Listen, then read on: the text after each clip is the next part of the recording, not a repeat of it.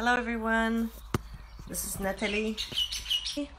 I'm right now in the beautiful, actually maybe I can show you guys. I'm in the Coromandels. See if I can show you. This is the view of the new place I'm going to be house sitting. It's a little cloudy but beautiful day. This is actually 14 degrees outside today, so it's beautiful, very warm. I have, here let me show you.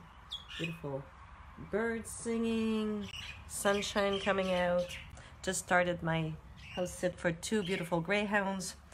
One is called Oscar, big black guy, and Bern, who's kind of brindle. Beautiful dogs, very sweet, super soft, and like big babies. They're sleeping right now.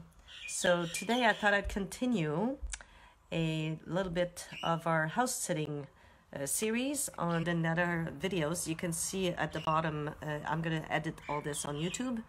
You can actually look at the other videos. One is about like the whole concept of house sitting profile. What is it about? How does it enable me to keep traveling almost rent-free for 6 months each year? I try to do half of the year. And also how to make a profile. Last time we talked about how to make sure that you differentiate yourself from the other people and how to build a proper profile so that you can have the best chances to actually landing those house sitting gigs. So today I thought I'd talk a little bit more about how to do the actual application letter is what we're talking about today. Well, the first thing you want to do when you actually apply on a job, and I might have mentioned this on the other videos, is don't wait and overanalyze and overthink this. To start, first step, you want to apply with a personalized letter. You don't want to do, you can do a form letter that you're going to rework. Make sure that letter talks about the actual dogs. If you have the names of the dogs, put them in so it shows that you've read the actual home sit details. So that's very important.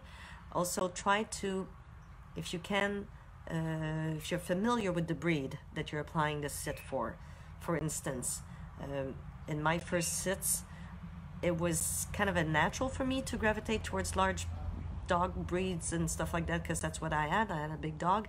So I wanted to make sure I put that in the profile, that I was comfortable with that breed. So if you have a particular inclination towards, I'm going to say shepherds or terriers or bichon or breeds that have particular, like border collies that are very particular temperament or type of behavior, you want to put that in your application, that you're familiar with that breed, that you've had some for yourself or that you've cared for some before, so that helps.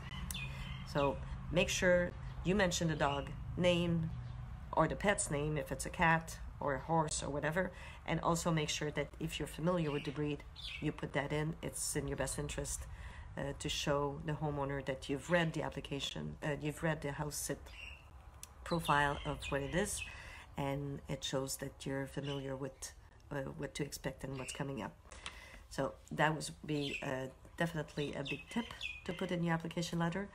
Also, you want to consider before you actually apply on that particular, consider what time of the year it is. Is it going to be summer or is it going to be winter?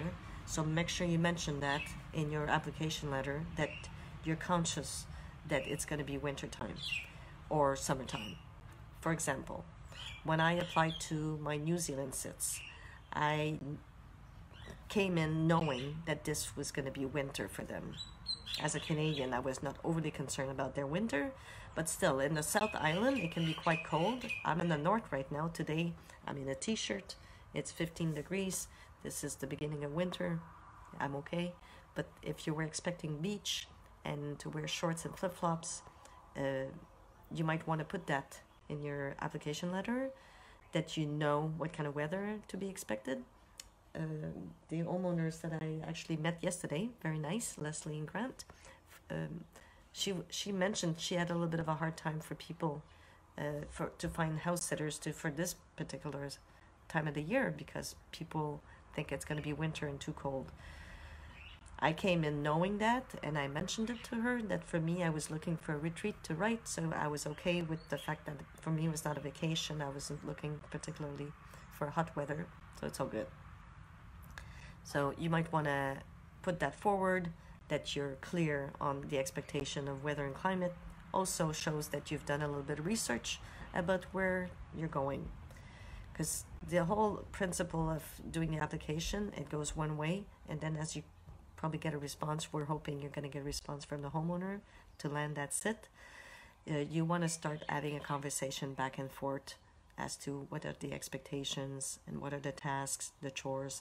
And also, it's not only about them vetting you, but about you also making sure that you understand the responsibilities and the expectations of the homeowner when you're coming there.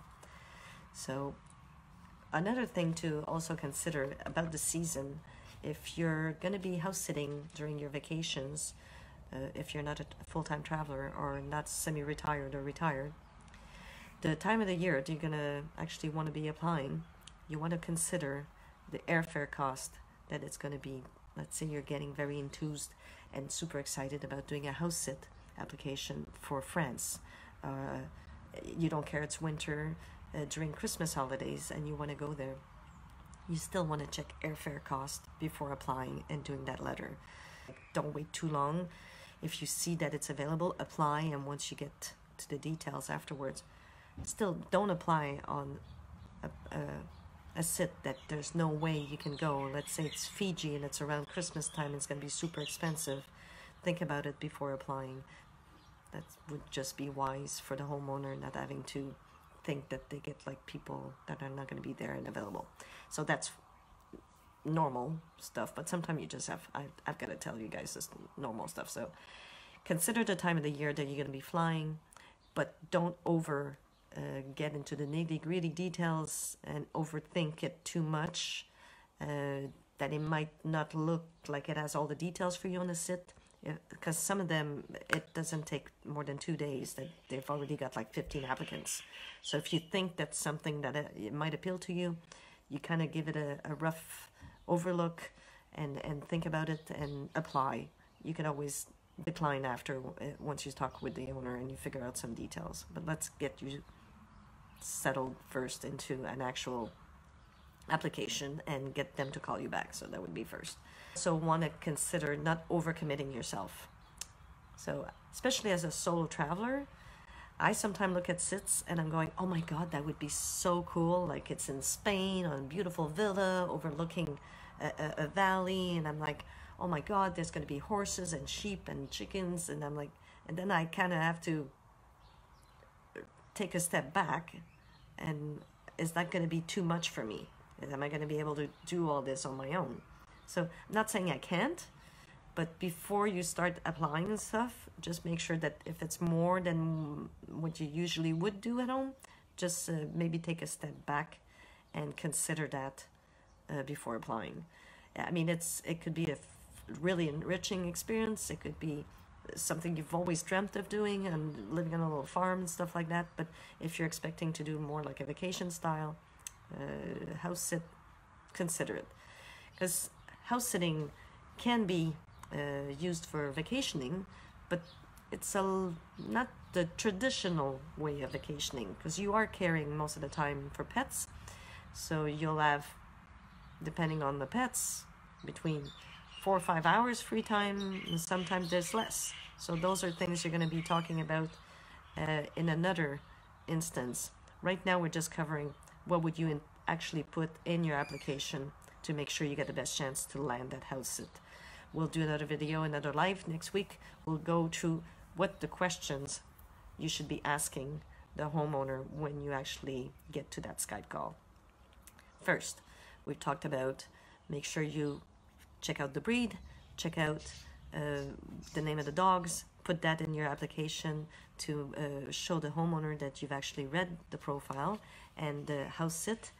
And other things you might want to mention is also, like for me, an advantage I have is I'm actually working from home.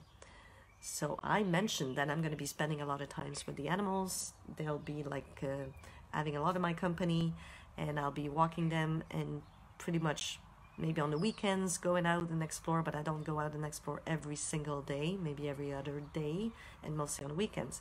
So you want to put that in the application, that if you're a digital nomad working remotely, put that in.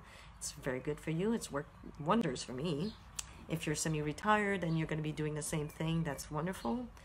Because some people might not realize that you can actually start applying for house sits if you have a full-time job, and you can actually house sit in your locality. Some people actually do that to save money so that they can actually buy a house later on.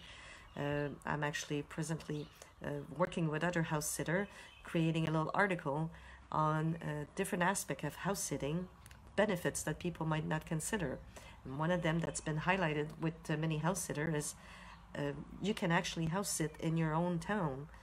Some people here in New Zealand have done it for over a year for younger couples or younger solo people, to enable them to save money before they actually commit to a neighborhood or anything like that. Another one actually house sat in Paris to figure out which neighborhood she liked best.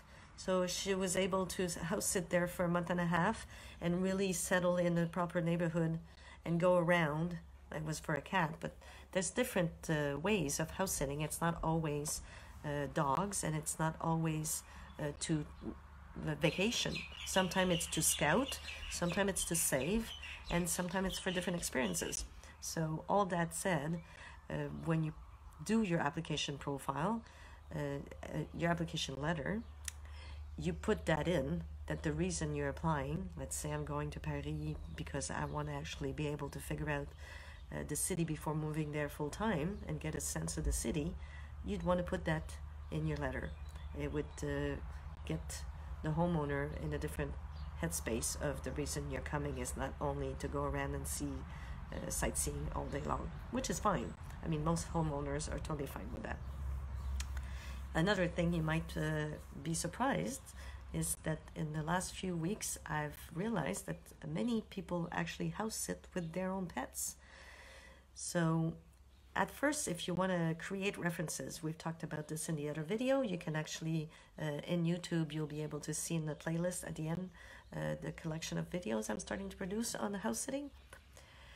If you don't have references at first, you might want to start house sitting in your neighborhood, in your city, in your province, in your vacation, or even as you're working. And if you do have a pet, some people will allow you to bring your pet. So in this case, the homeowners, I'm right now in New Zealand, in the Coromandel region, beautiful. They have 2 greyhounds, and they did 2 situations of house sitting, which I thought was very smart. In order to build their house sitting profile and references, they picked one first that was close to where they were, and one of them stayed behind with the dogs.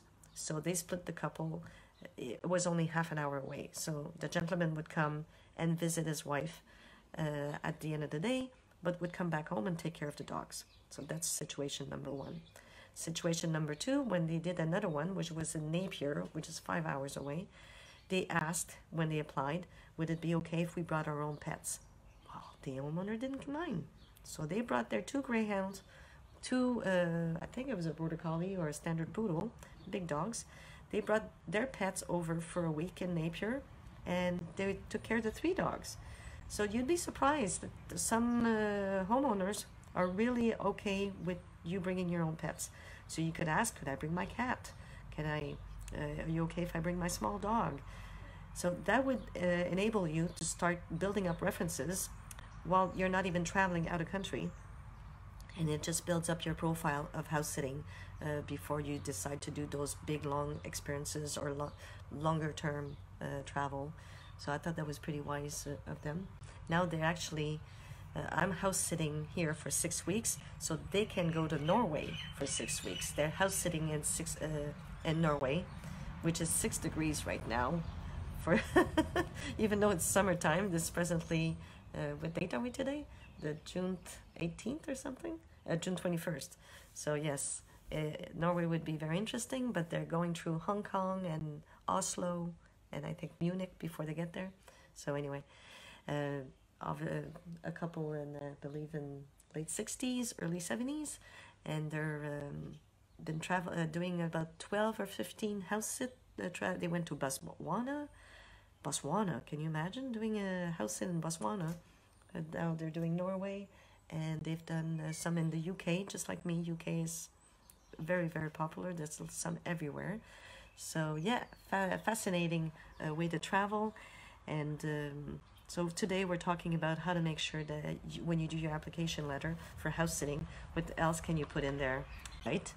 I find Trusted House Sitter being the best to clean up the applications, not the application, but when they actually are done or concluded or booked, they keep the site is really good at making sure that you're not applying on stuff that's already booked or finished or done.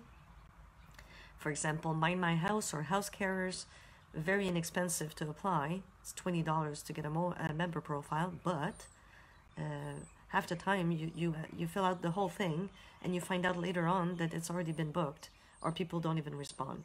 So that's a little frustrating. I mean, it doesn't cost that much to actually do it, and you just have to be really, chances are if the profile of the house sit has been there for more than not the profile but the actual job, the house sitting job has been there for more than a week or two, chances are it's already pretty much booked. You can also refine your search so that, like I presently have one, I want to see any house sit between November and December anywhere in the world.